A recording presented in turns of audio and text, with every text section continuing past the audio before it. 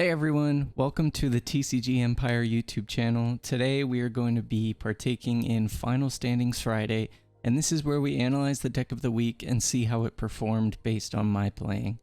Today we're going to talk about Rush Zoro, and I'm going to have a gameplay up in the background just so the screen isn't boring. And as I'm talking about the deck, I'll show screen graphs as to lists so that way you guys can see what I'm discussing.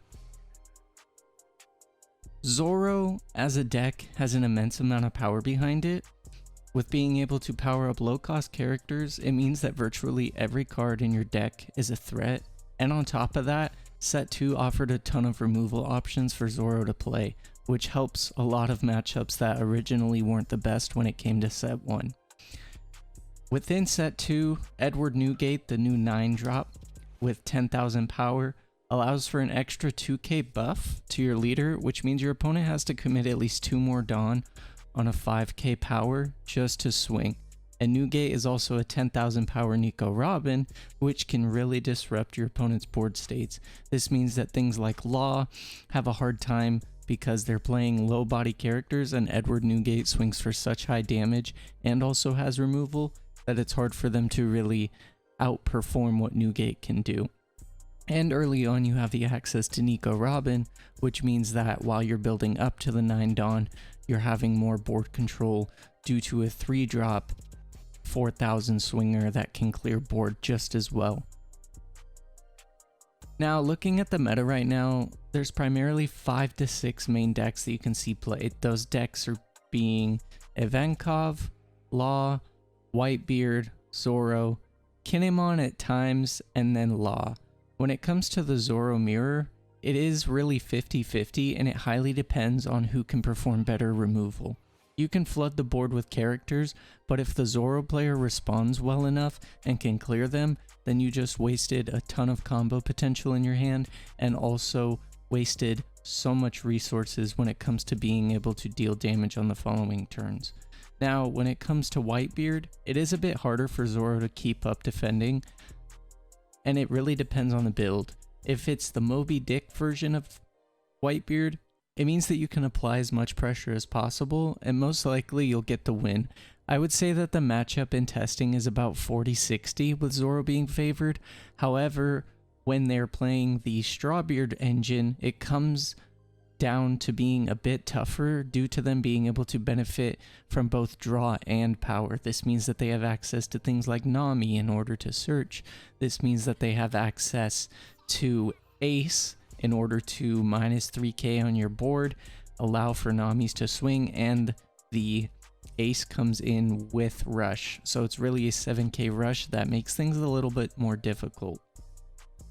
And so in reality, it means that the matchup against the Strawbeard engine is really 55-45, with Zoro being on the lower end of it. The only reason is because with Whitebeard being at 6k, it really becomes difficult for Zoro to pump to those numbers. Most of the time you have to put 2 Dawn on Nami in order to swing 5, or 1 on Sunny, and this is where it becomes a little bit more difficult because then you have to put extra Dawn in order to swing for 6k, and that is just a simple 2-card drop. If you're putting 3 Dawn on a Nami because you don't have a Magra or a Makino, it means that you just committed 3 Dawn for them to be able to drop 1 card in order to defend against it.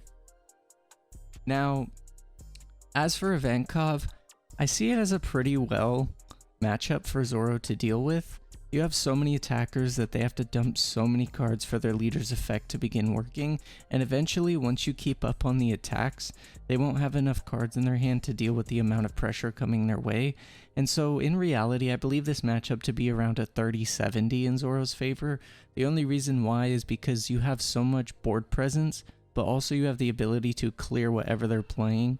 And yes, the Luffy can be an issue because it can bounce characters back, but it's as simple as playing a Gordon or Otama into a jet pistol and you get rid of a very big threat.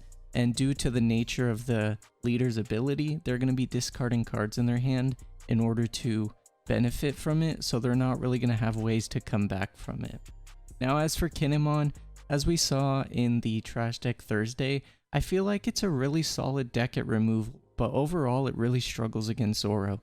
In the early turns, they're able to remove and clear board, but as the turns pass and the Zoro player's dawn increases, it means that you can swarm the board with characters and they can't answer so many at once. This also means that as the board is being filled, you're able to swing for a ton of damage, and most of the time it's hard for them to deal with so many attacks.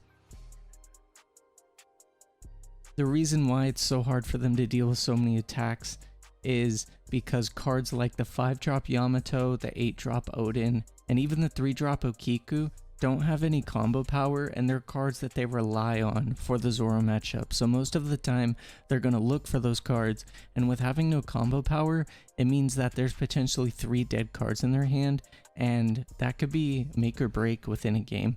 And so this matchup would most likely be the side around 40-60 in Zoro's favor.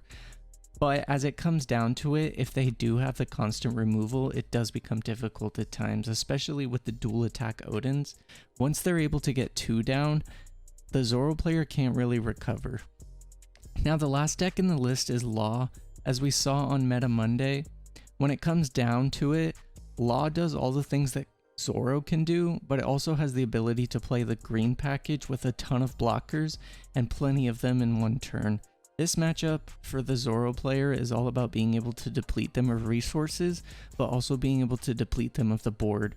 In order to really do well in this matchup, the Zoro player has to be cautious when it comes to clearing board versus hitting the leader, but also needs to make sure that the Law player is forced to choose between keeping hand size or defending the attacks that are coming through, whether it's on leader or on characters on board.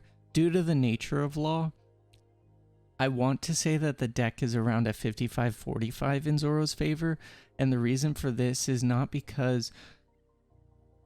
The reason it's not more is because once they get set up with a big hand size and blockers on the board, it becomes difficult to really stop them, and you need a ton of removal if you're the Zoro player. Now, as for the Zoro as a whole, the deck is a ton of fun to play, and I highly recommend the deck for beginners and intermediate players, as it doesn't take a lot of time to learn the proper sequencing, but it also offers protection as well as big damage, and it almost always involves multiple swings in one turn, which is satisfying. Zoro is a good deck, and I see it doing well in the meta, and as we go through the meta, it will continue to evolve. But I want to thank you guys so much for watching today's video, and if you enjoyed it, be sure to smash that thumbs up button and subscribe with post notifications. Be on the lookout for next week's Meta Monday, as we'll be taking a look at Black Smoker and seeing how it fares in a field dominated by red. I'm gonna get going, but you guys enjoy the rest of the gameplay, and I'll catch you guys in the next one.